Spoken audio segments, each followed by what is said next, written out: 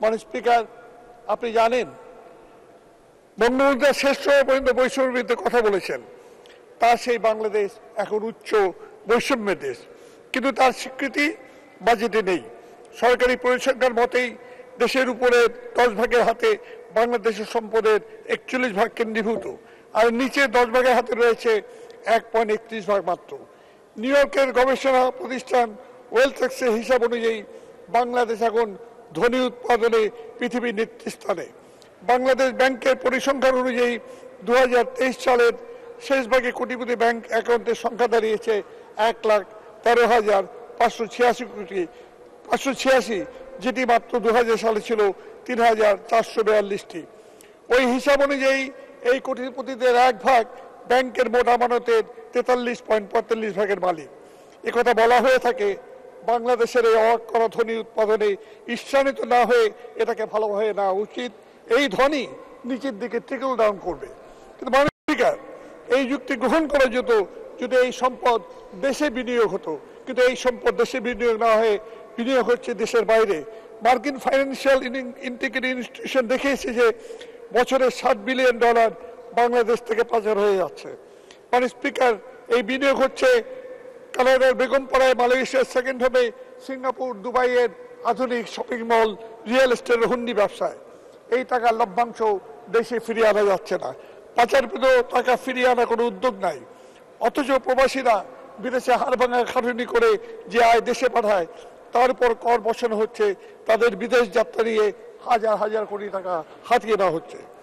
মাননীয় স্পিকার, এই অর্থ সম্পদ উপার্জনের অন্যতম মাধ্যম হচ্ছে ব্যাংক থেকে টাকা নিয়ে তা ফেরত না দেওয়া।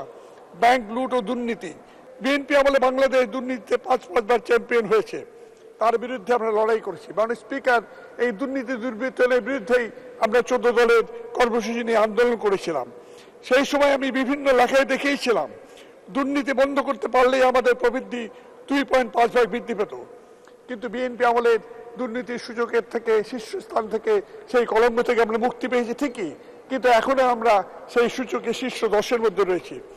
বরং রাষ্ট্রীয় ক্ষমতার অপব্যবহার করে দুর্নীতি সম্পত্তি যে চিত্র বেরিয়ে আসছে তা দেশের ভাবমূর্তি কেবল নয়, সরকারি বিভিন্ন প্রতিষ্ঠান সম্পর্কে জনমনে অনাস্থা সৃষ্টি করছে।